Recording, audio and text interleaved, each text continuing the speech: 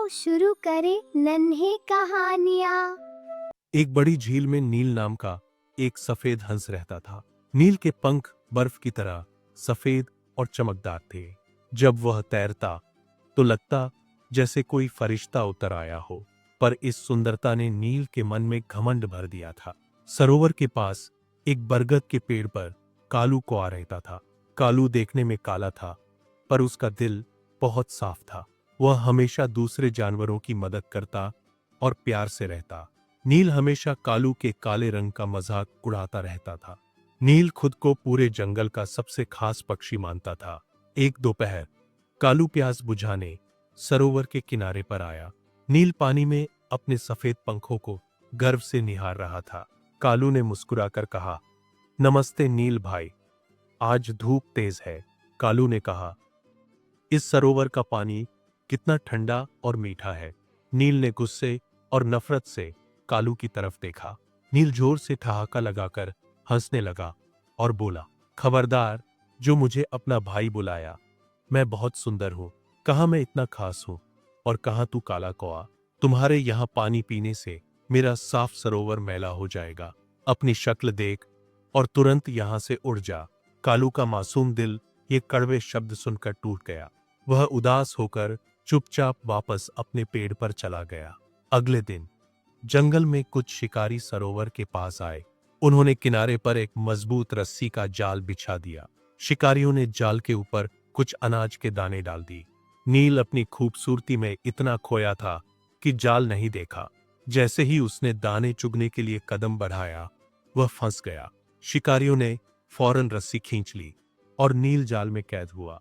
नील ने निकलने के लिए अपने पंख जोर जोर से फड़फड़ाए, पर वह जाल में और ज्यादा बुरी तरह उलझ गया। उसके रेशमी पंख टूटकर पानी में गिरने लगे। उसने मदद के लिए आवाज लगाई, पर कोई नहीं आया। ओपुरियधा अपने घमंडी स्वभाव की वजह से वह बिल्कुल अकेला था। पेड़ की ऊंची डाल से कालू ने यह खौफनाक नजारा देखा। उसने अपना पुराना अपमान याद नहीं रखा और मदद की सोची। कालू ने जोर जोर से काऊ काऊ करके दोस्तों को इकट्ठा किया। कौवों के झुंड ने आसमान से शिकारियों पर हमला कर दिया। शिकारी डर गए और अपनी जान बचाकर भाग खड़े हुए। फिर कालू और दोस्तों ने मिलकर तीखी चोंच से रस्सी काटी। नील को जाल से आजाद कर दिया गया। नील जमीन पर बैठकर जोर जोर से रोने लगा। उसने रोते हुए कालू के आगे अपना सिर झुकाया।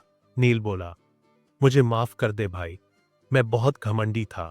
आज समझ आया कि असली सुंदरता पंखों में नहीं होती, असली सुंदरता तो मदद करने वाले दिल में होती है। कालू ने मुस्कुराकर नील को माफ कर दिया। दोनों अब अच्छे दोस्त बन गए थे। जिंदगी में अपने रूप या दौलत पर कभी अहंकार नहीं करना। एक साफ दिल एक खूबसूरत लेकिन घमंडी इंसान से बेहतर है। चेहरा चाहे जैसा हो, दिल हमेशा दूसरों के लिए मददगार हो। असली सुंदरता और ताकत हमारे अच्छे कर्मों में छिपी होती है। नील ने सीख लिया था कि विनम्रता ही सबसे बड़ा गुण है। कालू की नेक दिल्ली ने एक घमंडी का दिल बदल दिया। जंगल के सभी पक्षी अब मिल जुल कर रहने लगे। नील अब कभी अपनी सुंदरता पर गर्व नहीं करता था। वह हर किसी की मदद के लिए तत्पर रहता था। कालू और नील की दोस्ती की मिसाल हर जगह दी गई। दुनिया में अच्छे कर्म ही हमें सच्ची पहचान दिलाते हैं। घमंड का अंत हमेशा बुरा होता है, यह सच साबित हुआ। सबने मिलकर खुशी खुशी जंगल में अपना जीवन बिताया। इस तरह एक सुंदर कहानी का सुखद अंत हुआ।